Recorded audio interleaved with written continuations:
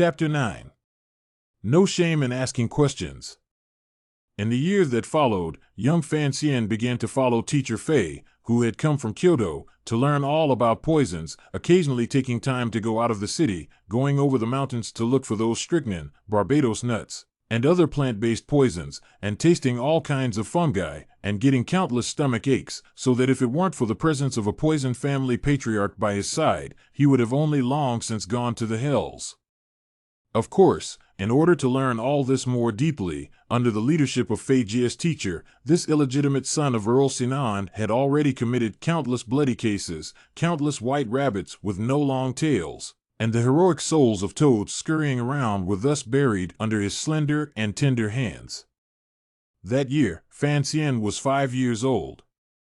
Strangely enough, after Fei Jia came to Tanyu Port, Wu Zhu, who had been living in the grocery store, no longer seemed to be deliberately avoiding Fan Xian, or at least whenever Fan Xian snuck into the grocery store for a drink that a child wouldn't have been able to drink, Wu Zhu would always help him make a few small dishes to eat. Fan Xian sometimes wondered if Five Bamboo was his mother's servant, so why did he actually even care about his own drinking? Fan Xian knew that his mother must not be an ordinary person, and that was why she had a strong person like Five Bamboos, who was loyal and had terrifying strength, as her servant. But Fan Xian wasn't sure if this blind master would always stay by his side and watch over him. For some reason, without realizing it, Fan Xian had gradually become accustomed to the fact that Five Bamboo was guarding him from a place not far away, and to the fact that the black cloth over Five Bamboo's eyes appeared from time to time in a certain corner, such as under the bamboo at the corner of an alley, or next to the tofu stall on the street, and so on. In this year, Fan Xian's body's true qi was slowly but unusually stable progress, vaguely approaching a certain level, but that kind of overbearing true qi, which could be accumulated in his sleep, became a little less stable, making his emotions vaguely a little agitated. He knew that there were many unknown dangers in this still unfamiliar world, or at least there must have been many problems in the Count Sinan's residence in Kyoto that he didn't quite understand. And after he had just awakened, he had set a goal for himself: live well and rise up every day. Because of this great goal, in order to preserve his life so that he could carry out his 3 even greater great tasks in the future, he was very obsessed with cultivation. Moreover, because he had suffered from myasthenia gravis in his previous life, he had never been able to move, so suddenly he could walk freely in his current life, which made Fan Xian treasure this ability even more, and he got up early in the morning every day to work out, climbing high and low, and his diligence had reached a level that even Fei Jia found horrifying. It was just a pity that he couldn't find a method of practicing spells at the moment. If we were to talk about diligence, he was definitely much more diligent than any small child, but he often consoled himself with the fact that as a 20-year-old young man, of course he had to be more diligent than those little slugs in order to be able to talk. In fact, no one knows, he is not able to suffer just ADHD, lying down for more than 10 years. Even more lazy people will not want to lie down again. Into the night, Mr. Fei Jia's own solitary house, the light of the oil lamp has not dissipated. He leaned against the table. His white hair actually seems to be more black than when he first came to Tanyu Port, on the contrary. At this moment he was carrying a goose quill, writing something on white letter paper.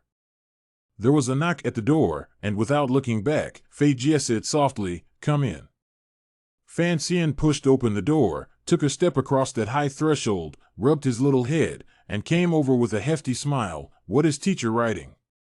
Fei Jia didn't really avoid him, casually pushing the letter paper aside and turning around to ask in a harmonious voice, "What's the matter?" After spending a year with Count Sinan's illegitimate son, for some reason, this toxicology expert of the supervisory academy, who had made countless officials and thieves scared to death, actually felt a bit of warmth in his heart, and looked at this kid with joy in his heart. The youngster was small in age, but he was able to work hard and willing to study, and he didn't have that kind of aversion to poisons that the world has, which made Fei Jia feel very comfortable. And the most crucial thing was that Fan Xian was very smart, very understanding, and didn't even look like a 5-year-old sometimes. "Teacher." Fan Xian scooted his butt and moved to the bench with some difficulty. "I really want to know what kind of people my parents were." In fact, regarding Earl Sinan and his own mother's past, this was already the fourth time in a year that Fan Xian had asked about it, but the first few times he asked, Fei Jie always kept his mouth shut. Your father is a very remarkable man. Fei Jie said this. Of course, your mother is an even more remarkable person. Saying it was the same as saying it in vain. The Supervisory Academy was a place of terror for the entire country, responsible for investigating major cases as well as major crimes committed by officials, and Fei Jie was even an early member of the Academy, later serving as the organizer of the 3 divisions, and has always been in a high position, and is feared by everyone, even in places like Kyoto, where hidden dragons and crouching tigers are found. Even in a place like Kyoto, where there are hidden tigers and crouching tigers, he is still feared by everyone. This is such a terrifying poison master, but he was actually sent to the distant city of Tanyu to teach his own illegitimate son with a single word from Earl Sinan.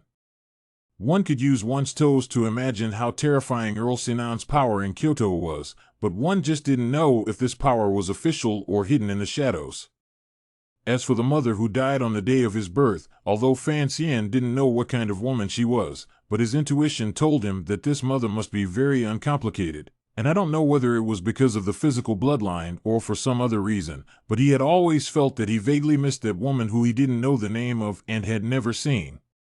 Seen the woman. Fei Jie didn't seem to want to talk about this, and asked lightly, since Auntie has already given birth to a son, it's natural that you won't be able to inherit everything from the Earl's mansion in the future, so what are you going to do? Fan Xian smiled sweetly. My teacher taught me to use poison and also to detoxify. In fact, I learned a lot of medical knowledge, so in the future, if I'm really not good enough, I can become a doctor. Fei Jie stroked his long beard under his jaw, and boasted, that's natural, even if the imperial physician in the imperial palace, when it comes to medical skills, it doesn't necessarily compare to me, you as my only student. In the future to be a doctor, naturally is more than enough. The master and disciple duo said this, but in fact, deep down they both understood very well that this was just an extravagant hope. Fan Xian suddenly opened his mouth and asked, Teacher, there seems to be some problems with the kind of true Qi Dharma I'm practicing. In fact, I quietly came over tonight because I wanted to ask teacher to give me some pointers. Fei Jie thought that there was no one in the world above the use of poison, but he had always refused to teach Fan Xian any other skills, because he always said to Fan Xian, human life is finite, and methods of killing are infinite, so we should devote our finite lives to the infinite pursuit of the most powerful methods of killing. And in Teacher Fei's eyes, the most powerful method of killing was naturally poisoning.